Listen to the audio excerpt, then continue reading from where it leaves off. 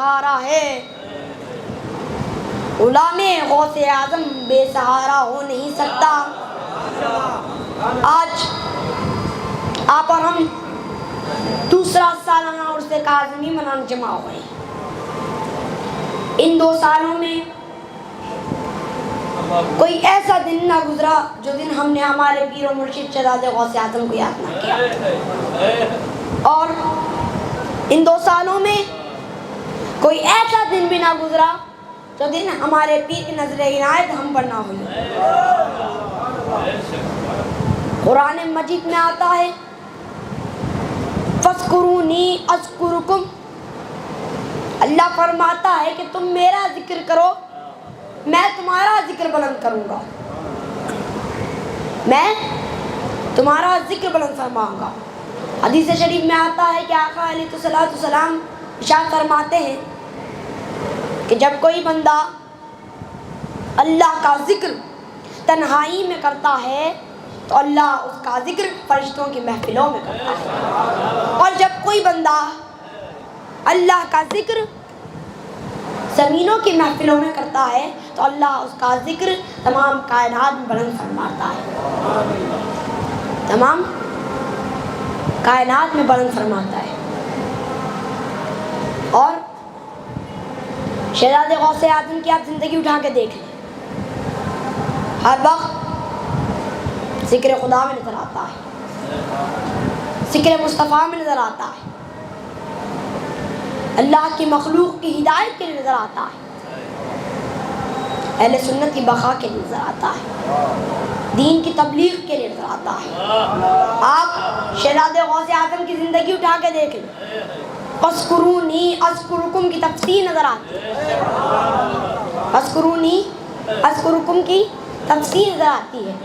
جیسے جیسے دن گزرتے جا رہے ہیں، ہفتے گزرتے جا رہے ہیں، مہینے گزرتے جا رہے ہیں، سال گزرتے جا رہے ہیں، اسی طرح ہمارے پیر کی عظمتوں میں اضافہ ہو رہا ہے، چاہنے والوں میں اضافہ ہو رہا ہے، عاشقوں میں کثرت ہو رہی ہے، مریدوں میں کثرت ہو رہی ہے۔ حدیث قدسی میں آتا ہے کہ رسول اللہ فرماتے ہیں کہ اللہ ارشاد فرماتا ہے کہ میرا کوئی بندہ میرے کسی ولی کو جب کوئی تکلیف دیتا ہے، میرے کسی ولی کو جب کوئی تکلیف دیتا ہے، میں اس کے ساتھ اعلان جنگ کرتا ہوں، میں اس کے ساتھ اعلان جنگ کرتا ہوں۔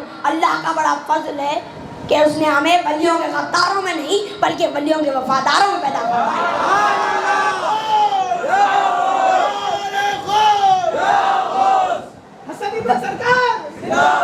ولیوں کے وفاداروں میں پیدا فرمایا، اللہ نے ہمیں ولیوں کے وفاداروں میں پیدا فرمایا ہے۔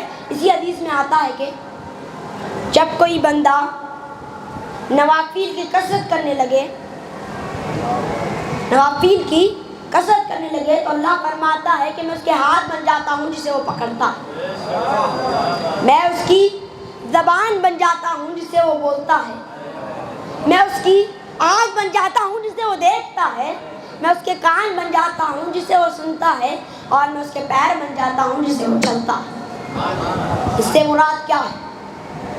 اس سے مراد کیا ہے کہ اللہ کا ولی وہی بولتا ہے جو خدا چاہتا ہے، وہی سنتا ہے جو خدا چاہتا ہے، وہی دیکھتا ہے جو خدا چاہتا ہے، وہی پکڑتا ہے جو خدا چاہتا ہے، اسی راہ میں چلتا ہے جو خدا چاہتا ہے، اسی راہ میں چلتا ہے جو خدا چاہتا ہے۔ اور اسی حدیث میں اللہ رب العزت حضور فرماتے ہیں کہ اللہ ارشاد فرماتا ہے کہ جب میرا کوئی بندہ میرے کسی ولی سے مانگ لے، کچھ سوال کر لے، تو میں میرے ولی کے صدقے اس کو دے دیتا ہوں۔ اس لیے یہی وجہ ہے کہ ہم مشکل میں مولائے کائنات کو پکارتے ہیں، حسنین کریمین کو پکارتے ہیں، امام جعفر کو پکارتے ہیں، غوث اعظم کو پکارتے ہیں، سرکار لاہوردی کو پکارتے ہیں، سرکار شاہ موسیٰ کو پکارتے ہیں۔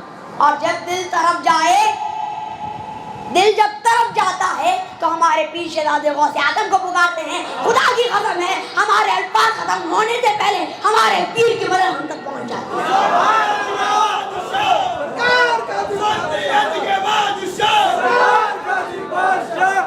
میرے جد اعلیٰ اور آپ کے پیر سرکار سیدنا پیر شاہ محی الدین ثانی رضی اللہ تعالی عنہ ثانی سرکار غوث پاک کا ایک قول ہے، کیا فرماتے ہیں کہ پیر وہ جو ہر حال میں اپنے مرید کی دستگیری کرتا ہے، اور فرماتے ہیں کہ پیر وہ ہوتا ہے جو شریعت کا علم جانتا ہو، طریقت کا علم جانتا ہو۔ اور جب یہ تمام صفتیں ایک جگہ جا کر جمع ہو جائیں تو اس ذات کو علامہ سید شاہ قادم پاشا قادری الموسوی الجیلانی رضی اللہ تعالی عنہ کی ذات کہتے ہیں، رضی اللہ تعالی عنہ کی ذات کہتے ہیں۔ اور خود شہزاد غوث اعظم فرماتے ہیں کہ کسی کے خاندان میں ایک آدھ ولی ہو جاتا ہے،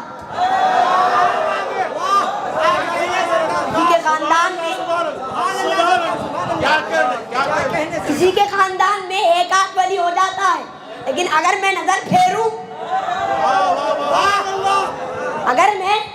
پھیروں تو حیدرآباد سے کرنول تک، کرنول سے بغداد تک، بغداد سے کربلا تک، کربلا سے نجف تک، نجف سے مدینہ تک، صرف بلاد صرف گنبدیں ہی گنبدیں نظر آتی ہیں۔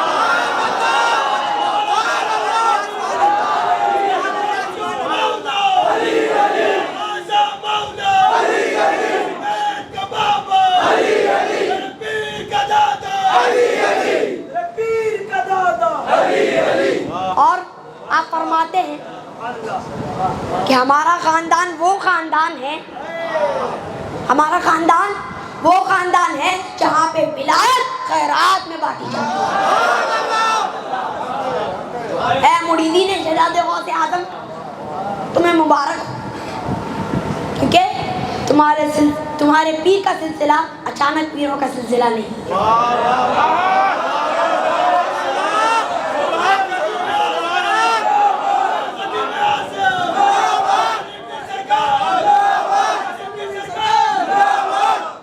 بلکہ تمہارے پیر کے والد سے لے کر حضرت علی شیر خدا تک صرف پیر ہی پیر نظر آتے ہیں۔ جب میرے جد اعلیٰ اور آپ کے دادا پیر سرکار سیدنا عبداللطیف لاہوبالی رضی اللہ تعالی عنہ کرنول کی سرزمین، بغداد کی سرزمین سے کرنول تشریف لاتے ہیں، بغداد کی سرزمین سے جب کرنول تشریف لاتے ہیں تو ہر جگہ کفر ہی کفر پھیلا ہوتا ہے، کفر بہت بڑھ چڑھتا ہے، ہر جگہ کفر ہی کفر ہوتا ہے۔ تو آپ اپنے دادا جان سیدنا عبدالقادر جیلانی رضی اللہ تعالی عنہ غوث اعظم کی سنت پر مردہ لڑکی کو زندہ کرتے، مردہ لڑکی کو زندہ فرماتے ہیں، اور ایک ہی دن میں سارا شہر اسلام کے اندر داخل ہوتا ہے۔ اس سے پتہ کیا چلتا ہے کہ دادا نے کرنول میں مردے کو زندہ کیا اور پوترے نے سارے ہندوستان میں مردہ دلوں کو زندہ کیا۔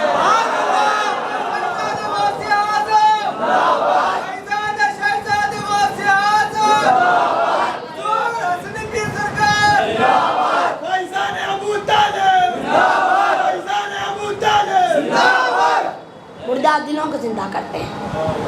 آج سے 50 سال پہلے وہابیت کا فتنہ عروج پر تھا، بڑے بڑے اس کی زد میں آ چکے تھے، اسے مٹانا بہت مشکل ہو چکا تھا، لیکن جیسے عہد میں میرے مولا علی کی تلوار چلتی تھی، اسی ذوالفقار کی طرح میرے پیر کی زبان چلتی تھی، اور آپ نے وہابیت کے فتنے کو رسوا کر ڈالا۔ اور جب خارجیت کے فتنے نے سر اٹھایا، علی کے فضائل پہ بات آ گئی، علی کی شان پہ بات آ گئی، یہاں تک کہ علی کے نعرے پہ بات آ گئی، تو میرے آقا کی حدیث ہے کہ جب فتنے بہت بڑھ جائیں گے تو اللہ میری آل میں سے ایک ایسے شخص کو بھیجے گا جو ان فتنوں کو کچیل کے میری امت کو سیدھی راہ دکھائے گا۔ اے شہزادے غوث اعظم کے مریدوں، وہ کسی اور کی ذات نہیں بلکہ حضور خطیب دکن رضی اللہ تعالیٰ عنہ کی ذات ہے۔ حضور خطیب دکن رضی اللہ تعالیٰ عنہ کی ذات ہے۔ صدیاں گزر جائیں گے، زمانے بدل جائیں گے، لیکن آج جیسے ہمارے پیر کا نام بلند ہے، تا قیامت اسی طرح بلند رہے گا، تا قیامت اسی طرح بلند رہے گا۔ اپنے پیر سے ایسی محبت کرو کہ اپنے پیر کے رنگ میں رنگ جاؤ۔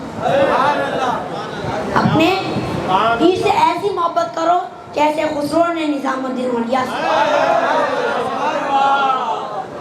ایک وقت محبوب الہی کی بارگاہ میں ایک شخص آتا ہے، کہتا ہے سرکار غریب ہوں، گھر میں فاقے چل رہے ہیں، کچھ کھانے کو نہیں، بچیاں بڑے ہو چکے ہیں، شادی کی عمر ہے، تو اب اللہ والوں کے پاس تو یہ دنیاوی مال تھوڑی ہوتا ہے، دنیاوی دولت نہیں ہوتی، اس لیے آپ نے اپنے گھر کی طرف نظر ڈالی اور اپنی چھوٹی مبارک اس مرید کو دے دی۔ عقیدت مند تھا، سوچا کہ پیر کی نالین ہے، خزانے سے کم تو نہیں، اور اسی طرح لے کے چلے گئے۔ اسی جنگل سے امیر خسرو گزرے، رک جاتے کہ اپنے خادموں سے کہتے ہیں رکو، مجھے یہاں میرے پیر کی نالین کی خوشبو آتی ہے، مجھے یہاں میرے پیر کی نالین کی خوشبو آتی ہے۔ ایک ایسا عشق کہ مرید اپنے پیر کی نالین کی خوشبو بھی پہچان رہا ہے۔ یہ کون سا مقام ہے؟ یہ فنا فی الشیخ کا مقام ہے، یہ فنا فی الشیخ کا مقام ہے۔ جا کے کہتے ہیں کہ جاؤ کوئی ہے کیا دیکھ کے آؤ، تو ایک شخص کو لایا جاتا ہے، تو امیر خسرو کہتے ہیں کہ کیا تیرے پاس میرے پیر کی نالین ہے؟ تو وہ کہتے ہیں ہاں میرے پاس ہے۔ کہتے ہیں کیا تو مجھ سے اس کا سودا کرے گا؟ کہتے ہیں کیا تو مجھے اس کے بدلے میں کیا دے گا؟ کہتے ہیں 6 مہینے سے قافلہ تجارت کر کے آ رہا ہے، بہت مال و زیورات ہے، یہ سب لے لے، میرے پیر کی نالین مجھ کو دے دے۔ آپ خوشی خوشی اپنے پیر کی نالین اپنے سر پر رکھ کر دہلی کی سرزمین پہ آتے ہیں اور اپنے پیر کے قدموں میں رکھ دیتے ہیں۔ تو آپ کہتے ہیں نظام الدین اولیاء مسکراتے ہوئے کہتے ہیں خسرو بڑی مہنگی چیز بڑے سستے دام میں لے لی، بڑی مہنگی چیز بڑے سستے دام میں لے لی۔ وہ کہتے ہیں کہ سرکار اگر مجھ کو موقع ملتا تو اپنی گردن بھی کٹا کے آپ کی نالین حاصل کر لیتا۔ تو یہ ہوتا ہے پیر سے عشق، یہ ہوتی ہے پیر سے محبت۔ اگر آپ اپنے پیر سے سچی محبت کرتے ہیں تو اپنے پیر کے حکم کے مانیں۔ آپ کے پیر کا کیا حکم تھا کہ نمازوں کی پابندی کی جائے، مسجدوں کو آباد کیا جائے، شریعت کی پابندی کی جائے۔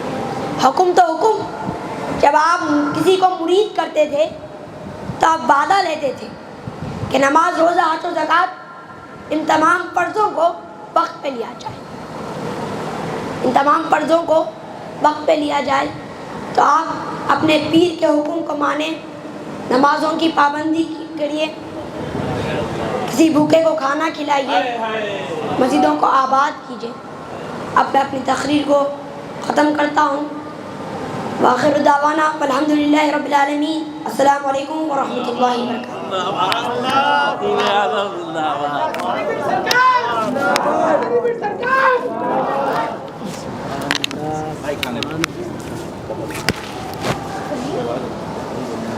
اچھی تقریر